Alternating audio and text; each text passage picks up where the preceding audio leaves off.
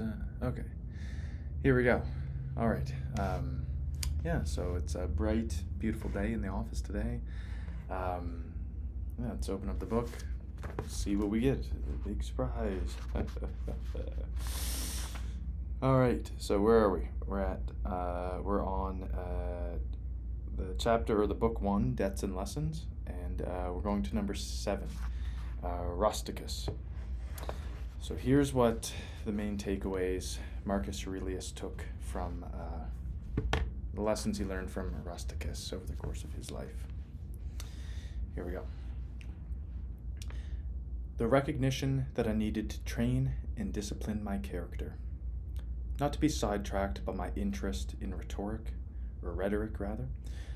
not to write treatises on abstract questions, or deliver moralizing little sermons, or compose imaginary descriptions of the simple life or the man who lives only for others.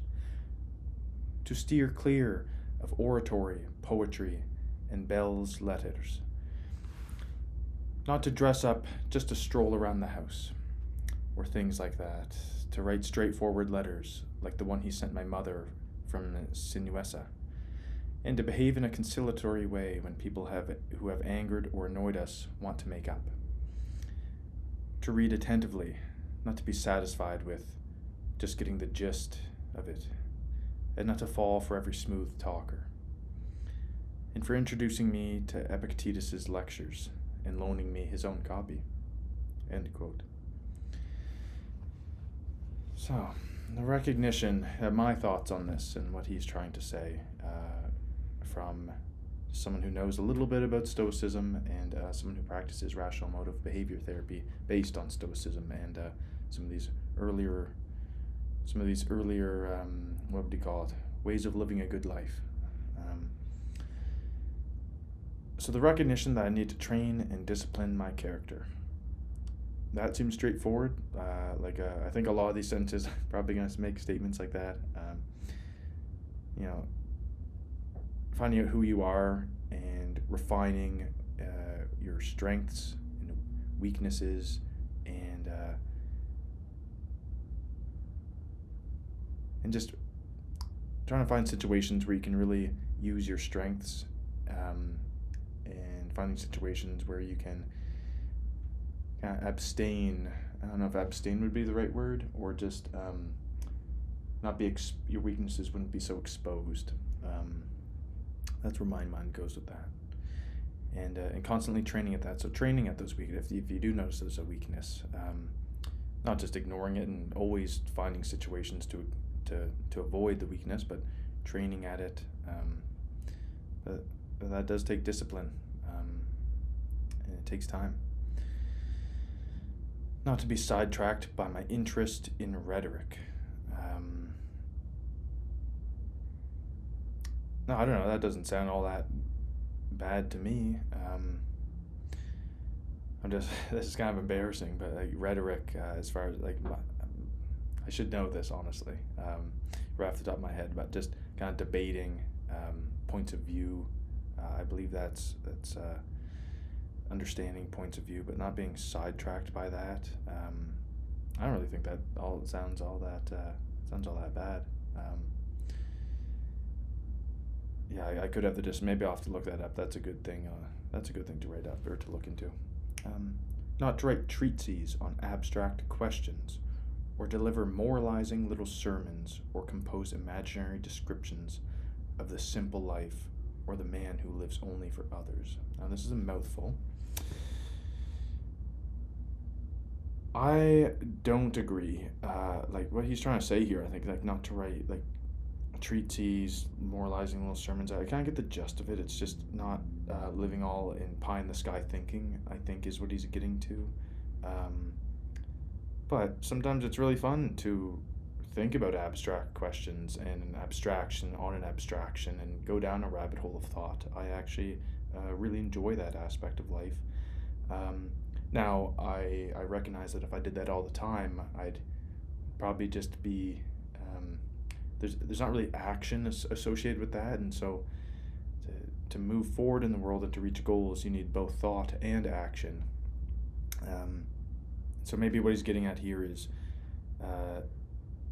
not to do it all the time and just spend all your time in thought or pie in the sky thinking.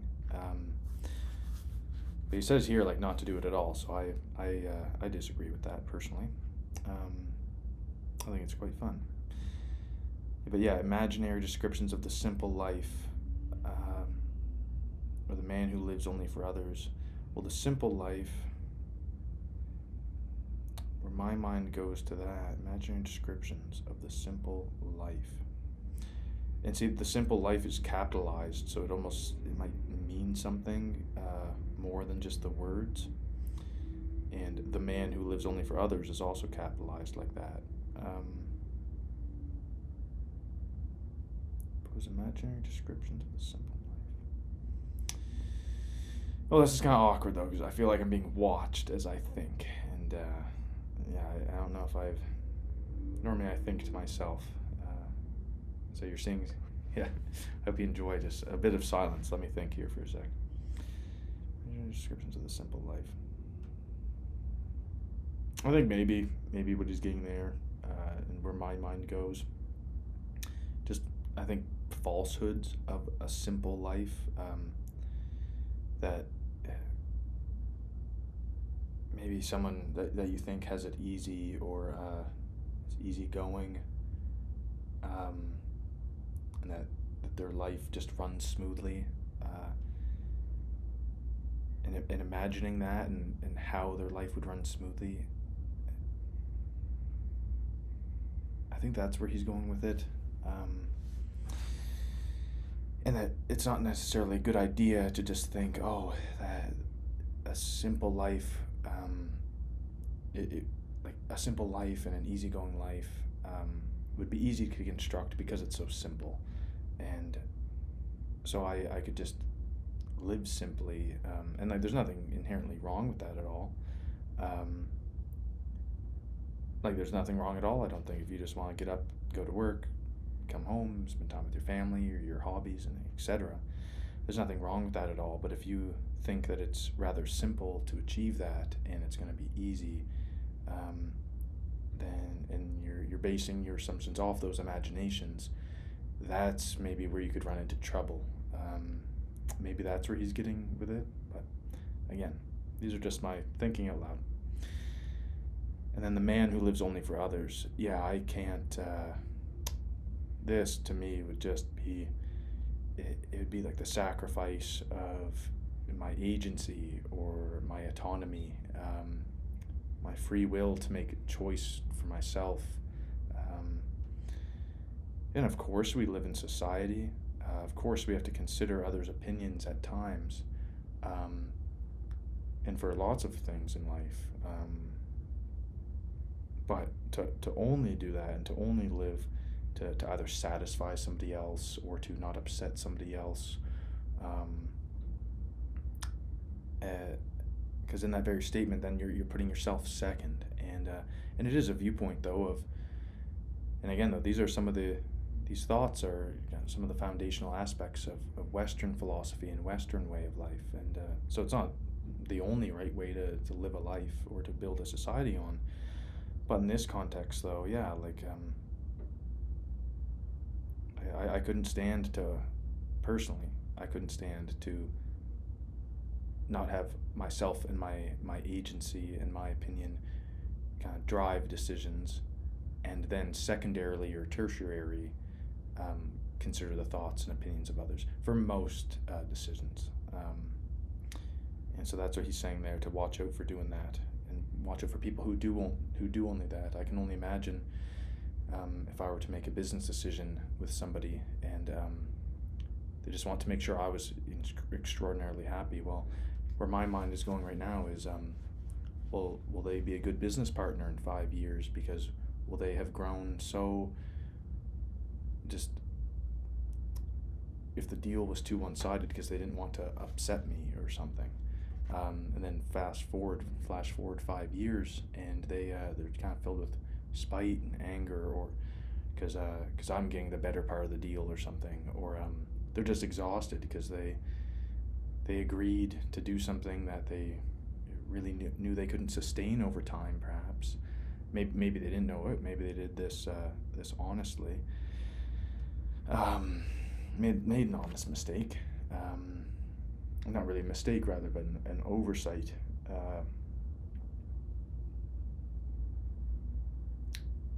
But yeah, so to watch out for that, because even though if they have good intentions, um, if I, as a business partner, depended on them to do something, I don't know, and then 5 years later, their whole side of the deal completely falls through because of this, then I'm gonna be also in a bad way, or not preferable way, rather. And then so we'll go on to his next statement. So to steer clear of oratory, poetry, and belles lettres, or belles letters, and that's in italic, belles letters. Yeah, I don't really necessarily. It sounds like he's just saying to steer clear of like oratory. I know like back then, orators were. I believe they were like public speakers and almost like radio broadcasters of modern age, just people speaking to the crowds. It wasn't necessarily these, like, I think some of them were, it was people who it was their opinion they were saying, but I think a lot of the orators were like almost like actors, or yeah, like commercials kind of, poetry and belles letters. I can't see him saying to steer clear of poetry, and I don't know what he means by belles letters. I'm not even gonna try to go there. You know, you know, I know a little bit of, like, horribly little bit of French. But belles letters, like good letters. I don't really know what that is, or beautiful letters. But poetry, like, there's a lot of really good poems out there. Some of them are really meaningful and brighten up a day, or to just help you get through a rougher time, or just enjoy a little nuanced aspect of life. So I can't see, though, like, just knowing the little bit I know about Stoicism and Marcus Aurelius, I can't see him saying to avoid poetry. But I suppose, though, this is what this gentleman Rusticus kind of tried to impose on Marcus and then those people around him. So maybe, this Rusticus person doesn't like these things. Yeah, we'll leave it at that, because we were only about halfway through. I don't want these things to become like huge. Yeah, we're already at 12 minutes. My goodness. So not to dress up to just stroll around the house or things like that. So that's what Rusticus says. Yeah, I mean, I wouldn't dress up fancy like. I think that's probably what they mean, like, getting in a nice dress or a suit and tie, just to walk around the house. If that it makes you feel really confident and helps you get towards a goal, or move towards a goal, all more the power to you. But I'd say that'd just be like almost a waste of money. Like those types of clothes are expensive, and to just sit around and you can't do nothing with them wouldn't really make sense. Now, on the other hand, though, this is my personal thoughts here, I'm a strong proponent of not lazing around the house all day in pajamas, or just, yeah, kind of like things like pajamas, like that category of clothing. I think it's similar to making a bed, or keeping an area of the house clean. Like, it's kind of what you're wearing on your body. And certainly I've had days where I do wear pajamas and just loose, comfortable clothing all day, and I don't leave the house the whole day. But I've noticed, I forget who said this in my life, but yeah, like wearing clothes that I would wear to work, or wear out to go to a class, or to go visit friends, just like out and about clothing, like, nothing fancy or nothing.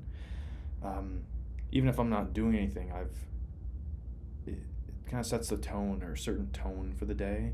Whereas if I find myself wearing pajamas, and this is all my personal opinion, there's probably people out there that do incredible work wearing their pajamas all day. And again, it's a lot of the statements I make, if it is my personal opinion I'm providing, it's grounded in whether or not that action, thought, or belief or emotion helps you get towards a goal. And if the ends justify the means and it's not hurting anybody, then I'd say all the more power to you. I just know for myself personally, if I wore pajamas all day and didn't wear a shirt, I just wouldn't feel really. It would be hard. It would be a lot more difficult for me to get in the headspace to sit down at the computer or to go do something. So we'll say it like that. And so to write straightforward letters, like the one he sent to so I don't know, like I have no idea what the one is that he sent to my mother, or to his mother from Sinuessa, but I think writing straightforwardly, with just being, I wouldn't call it blunt, but being direct, making your intentions and demands or beliefs, making them clear and concise, especially when writing, like when I think of emails or a text or something. I like to keep those just cut and dry, clear to the point. I think that's what he's saying here, and certainly in conversation, be quite colorful and go down any rabbit hole I want, or meander and weave around a topic. That's always fun. But in a letter, in a communication piece to somebody, I think it is best, personally, to keep it straightforward. And I think that's what he's saying, Rusticus is saying here. To behave in a conciliatory way when people who have angered me or annoyed us want to make up. So I think this is, he's just saying, like, not to hold a grudge and to accept either their apology or their attempt to come back into your life or in that moment, or and to not hold that prior annoyance or anger against them as they try to make up. And so I personally agree with this. Now, it's very nuanced. It certainly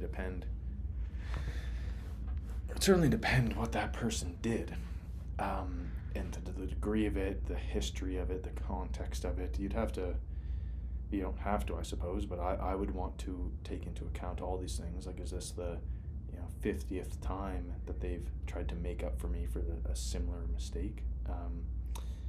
Obviously, in that situation, it might be a little bit more difficult to reconcile with them.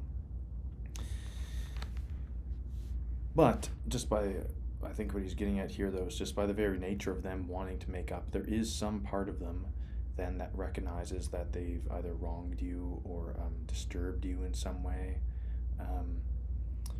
or at least contributed to that, maybe acted against their own morals or value structure, and they want to correct it in some way, and they recognize it, and so to not punish that. That's what he's getting at here. And to read attentively, not to be satisfied with just getting the gist of it, not to fall for every smooth talker. Yeah, this one's,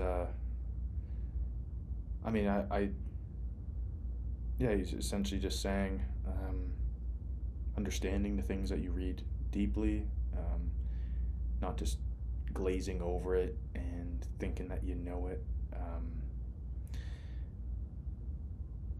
And again, I have to keep reminding myself that these are just lessons that Marcus Aurelius took from this Rusticus person. They're not necessarily Marcus Aurelius's opinions on things. It's just what he derived from the opinions and way to live a life of Rusticus. I don't think this always holds true. I think in principle it sounds great. Of course, every little bit of information that comes across my way, I would love to understand it completely and wholeheartedly and be able to absorb it all. Sometimes, though, it's a lot more difficult, especially if it's a topic I'm not really interested in, or interested and passionate about. Maybe I'm just kind of thinking out loud here, but if I have a lot on my plate right now, it might even be something I'm interested in, but I just have to put that on the back burner. I don't have time to as I read something, because how I would approach this is if I read something and there's something that I really want, like, oh wow, that's interesting, like what does that mean about a passage of text or something, or a factoid or something, and I might have a few questions that would help me understand the broader topic more deeply.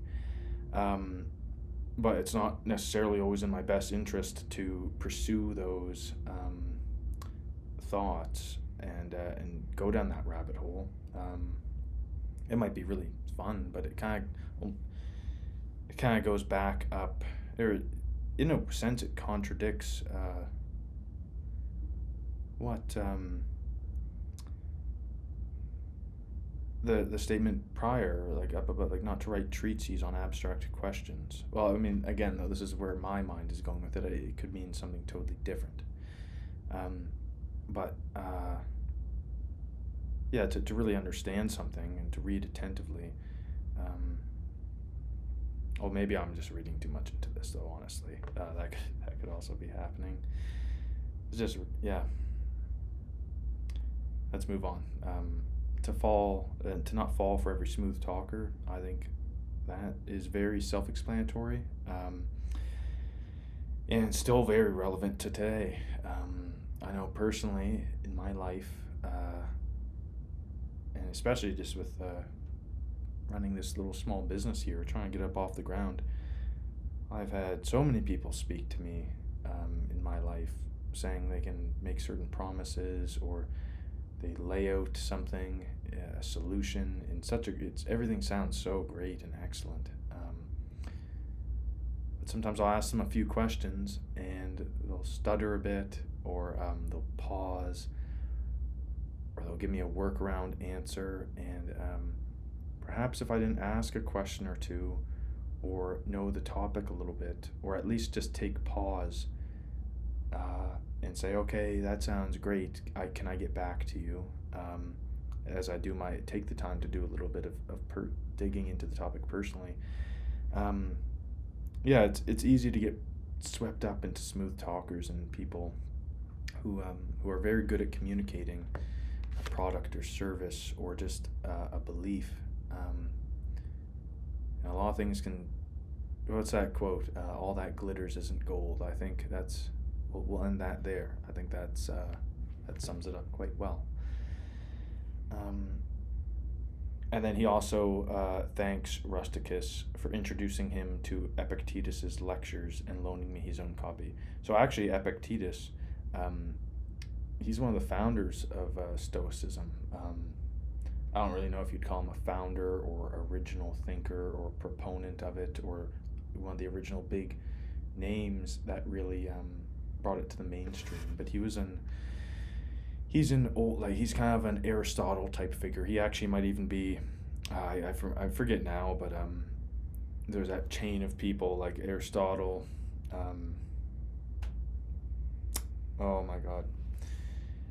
And all three or four of them they were all mentors and disciples or pupils of the other there for like 100 or so generations or years. But Epictetus was a figure like that, like a philosopher, and he was really a proponent of Stoicism. Actually, there used to be a quote on the website. It might still be there, but it's kind of the foundation of rational emotive behavior therapy, and what it is that it's a belief that situations themselves don't disturb us. It is our emotions, or not our emotions, our beliefs about the event or the circumstance, the person, you name it, that really disturb us and hinder us in either achieving our goals or emotionally regulating ourselves. And I'm sure over the course of these videos, like, look, we got this big thick chunk is what we have left, and my goodness, if this has taken us 24 minutes to get through this one little one, look how much thought-provoking stuff has come out of it. This is going to be a long journey, so I hope you're strapped in. Yeah, so I'm sure we'll explore that belief in a bit. I'm not going to blow the whole wad right now. So thank you for listening, and I look forward to reading this next one. It's on Apollonius. We'll try and pronounce it tomorrow. All right. Thank you. Have a good one.